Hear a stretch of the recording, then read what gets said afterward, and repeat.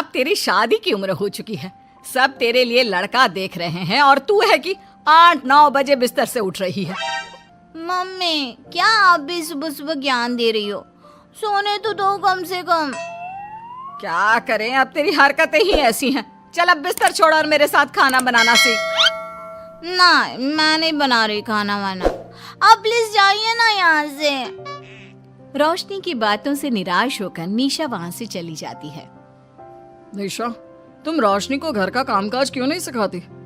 अगर यही हाल रहा फिर तो 2 दिन में उसके ससुराल वाले उसे यहाँ छोड़कर चल देंगे। मैं तो बहुत कोशिश करती हूँ उसे घर की जिम्मेदारियां सिखाने की, लेकिन वो मेरी सुने तब ना। आप तो जानते ही हैं ना कि वो कितनी जिद्दी है। हमें निशा के लिए एक ऐसा लड़का ढूंढना होगा जिसका भरा पूरा परिवार हो, सास ससुर से लेकर जेठ जिठानी देवर ननद सब हो। यहाँ ना सही, लेकिन शादी के बाद उसे वहाँ अपनी जिम्मेदारियों का एहसास जरूर होगा। कुछ दिनों के बाद रोशनी का परिवार उसके लिए लड़का देखना शुरू कर देता है और एक दिन चिराग नाम का लड़का रोशनी को देखने अपने परिवार के साथ उसके घर पहुंच जाता है। देखिए भाई साहब, मैं पहले ही आपको बता देती हूँ, हमारा परिवार बहुत बड़ा है, इसलिए अगर आपकी लड़की हमारे घर की जिम्मेदारियाँ बिना ना नुकुर के उठा सकती है तभी हम ये रिश्ता पक्का करेंगे। अरे ये भी कोई बोलने वाली बात है बहन जी। हमारी रोशनी आपके पूरे परिवार को बैठे बैठे खिला सकती है, इतनी जिम्मेदार है मेरी बेटी। अगर ऐसी बात है फिर तो हमें इस रिश्ते से कोई आपत्ति नहीं है। तो फिर चट मंगनी पट ब्याह के बारे में क्या ख्याल है?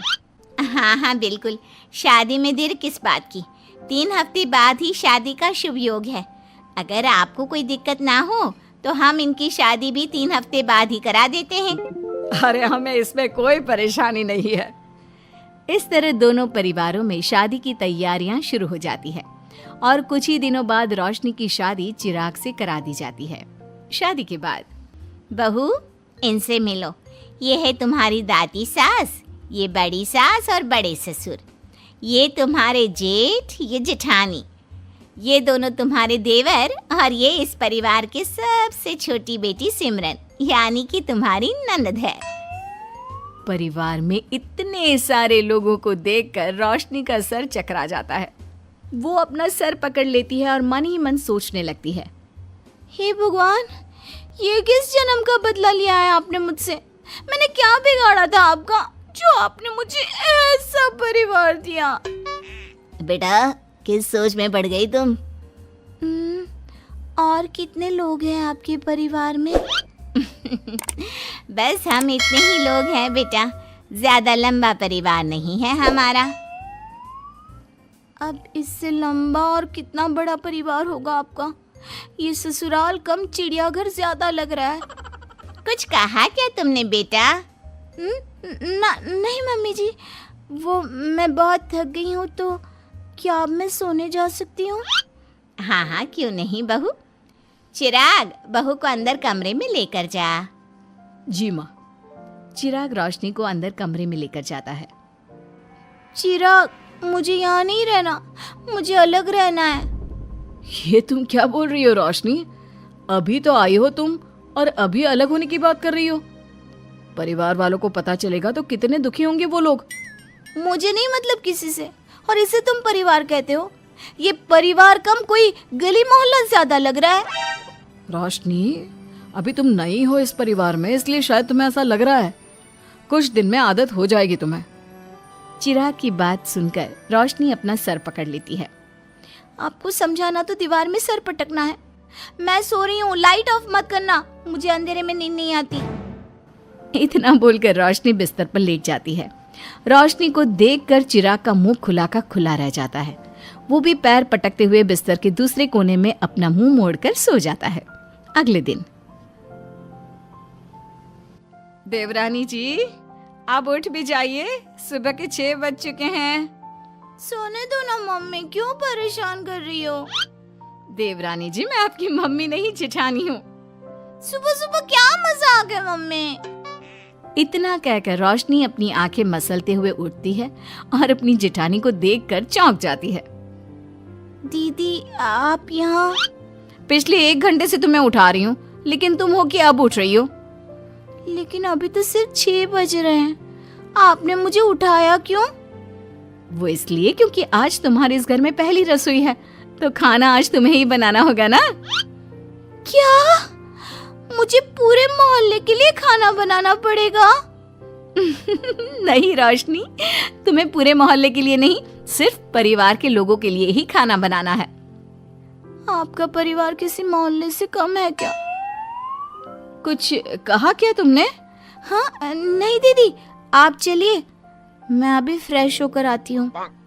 आरती वहां से चली जाती है, जिसकी थोड़ी देर बाद रोशनी भी रसोई में जाकर मजबूरी में सबके लिए खाना बनाने लगती है। पूरे 2 घंटे मेहनत करने के बाद उसका खाना बनकर तैयार होता है। वाह बहू, खाना तो बड़ा स्वाद बना है। सच में बहू, तुमने भले ही बहुत देर लगाई खाना बनाने में, लेकिन खाना बहुत स्वादिष्ट बना है। आपके हाथों में तो जादू है देवरानी जी। मैं तो कहती हूँ अब से रोज आप ही खाना बनाया कीजिए, क्यों मम्मी जी? हाँ हाँ बेटा, बिल्कुल ठीक कहा तुमने। रोशनी, आज से रोज तुम ही खाना बनाना। ये सुनकर रोशनी चौंक जाती है। खाना खाने के बाद सभी लोग रोशनी को शगुन का नेक देते हैं और फिर अपने अपने रूम में चले जाते हैं। क्या यार रोशनी, इतना टेस्टी खाना बनाना जरूरी था क्या? अब फंस गई ना तू। ये सब माँ पापा की वजह से हो रहा है, उनके कारण मुझे ये सब झेलना पड़ रहा है। रोशनी गुस्से में अपने रूम में जाती है और अपनी माँ को फोन मिलाती है। मम्मी, मैं आपको कभी माफ नहीं करूंगी।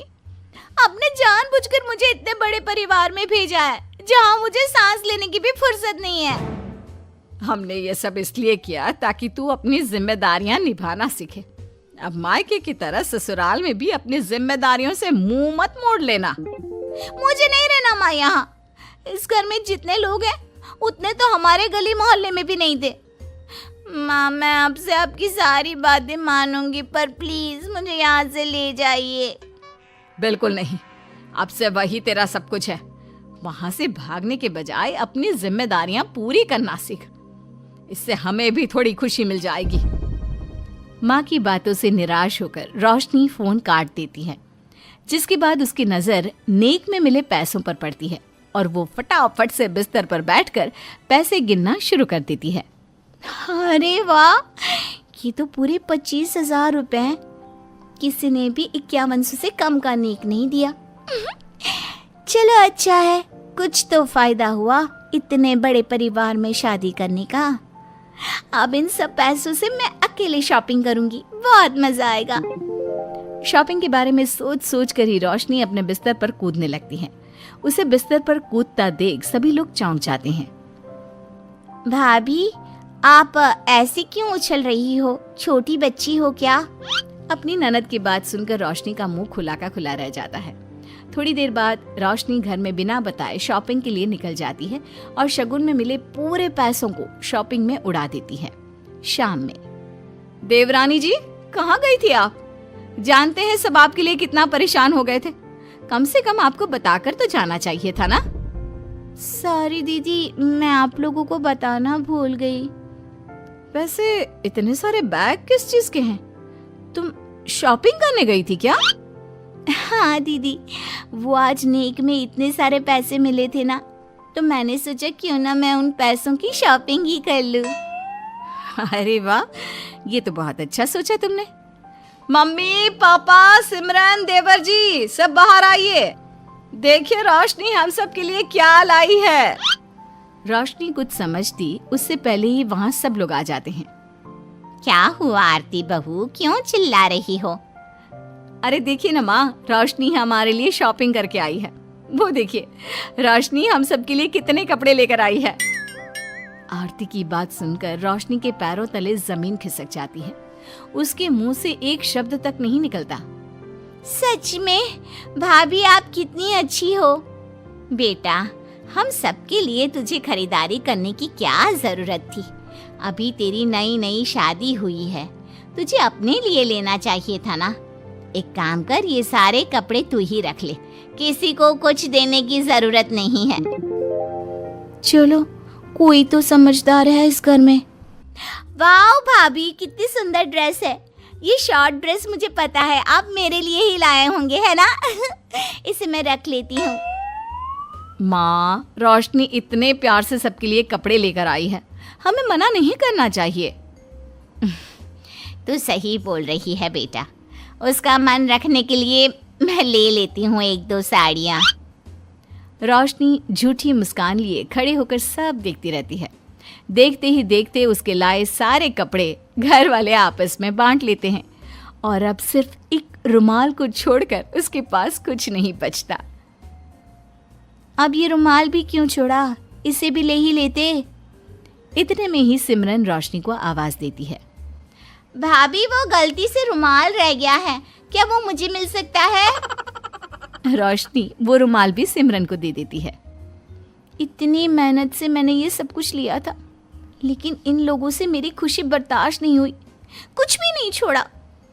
थोड़ी देर बाद रोशनी का पति भी वहां आ जाता है। मैंने सुना है आज तुमने सभी के लिए खरीदारी की है। तुम मेरे लिए कुछ लेकर नहीं आई? बस फिर क्या था, इतना सुनते ही रोशनी का पारा हाई हो जाता है और वो चिराग को घूरने लगती है जिससे चिराग डर के मारे वहां से खिसक जाता है। हाय रे, फूटी किस्मत मेरी, जो ये जॉइंट फैमिली मेरे मत्थे चढ़ी।